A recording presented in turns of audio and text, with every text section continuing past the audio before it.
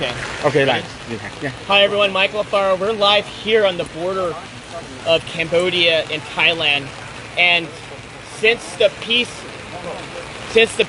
agreement was reached, the ceasefire, Thailand has continuing to insult President Trump by violating the peace agreement by putting up barbed wire fence and invading the peaceful people that live in this village.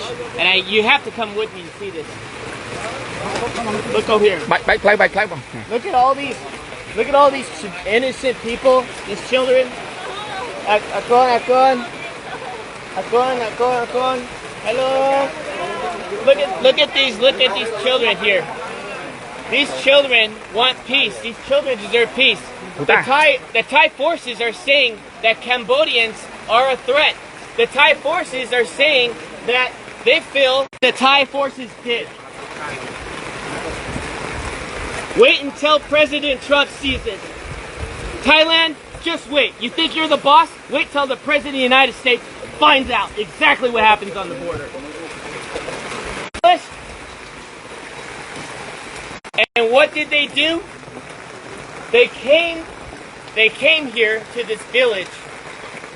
They built this wall here, the barbed wire fence entire, with guns facing downrange at these young, poor people that are just living outside in the rubbles. Thousands of them have now been displaced. Their homes have been taken away. Their schools have been like this before. I was there when the box withdrawal of Afghanistan, pulling the Americans out, when the fall of Kabul happened. I saw threats. What you see here in Cambodia is not a threat. You see love, you see compassion, you see people, you see a community, you see a country that chooses peace before war.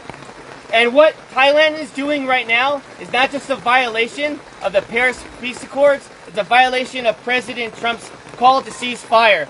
Since President Trump called ceasefire, the day after, Thailand invites Cambodian soldiers to come meet them at the border to shake hands and take a picture of them. What does the Thai forces do? They went and they kidnapped 20 Cambodian soldiers. And still today, on day 17, they have yet to release the 18. They only released 2 because one of them was completely disabled and the other one is. They are being very, very silent. And the media has been very unfair here. The media has been unfair to the Cambodian people, just like President Trump. The media has lied about President Trump, and the media has lied about what's happening here on the border. So I want you to see for yourself. I want you to see right here. Do you think this barbed wire fence is safe for children at night to go play, to sleep, to go to school? Do you think it's safe for the children to be constantly worried that if artillery rounds have to drop on their heads? When that happened, when the war broke out, there was no soldiers here. Not one soldier, because there was no threat here. Just honest farmers, just trying to make a living.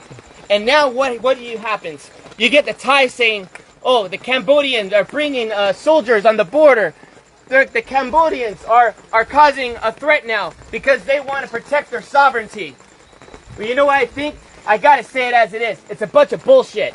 And you know what? Thai forces needs to have some dignity. A home here costs $3,000. $3,000. The average home here in this province, in this village.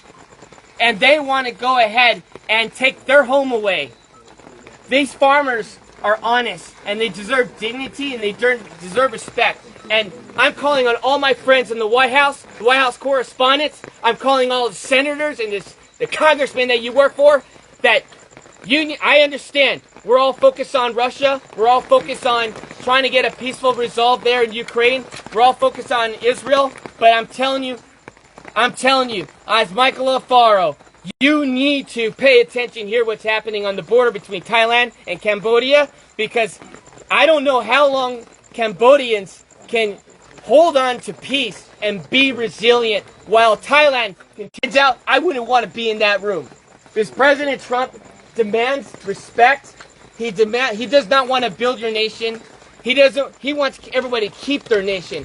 He wants everyone to be free and peace and harmony and respect. And what Thai people are doing is not okay. And this general, he's drunk on power, and all he wants to do is pretend that he's the king of Thailand.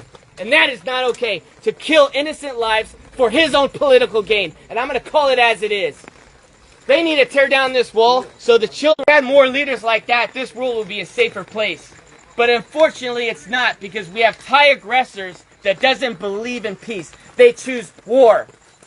And I'm here to tell all my friends that invest in Thailand, you need to knock it off no more. We need to call for a protest immediately. And we, as a U.S. body, needs to call for action. Thailand needs to be severely punished. I think the trade war should take a significant role as they continue to violate the Paris Peace Accords. They continue to violate President Trump's call to cease fire, and enough is enough. These children, hopefully, these children can find a way where they can sleep well tonight in this rain, where they can sleep well. Their homes are no longer homes. They have tents. We have to do something. The world has to get serious, and the world has to stop being politically correct.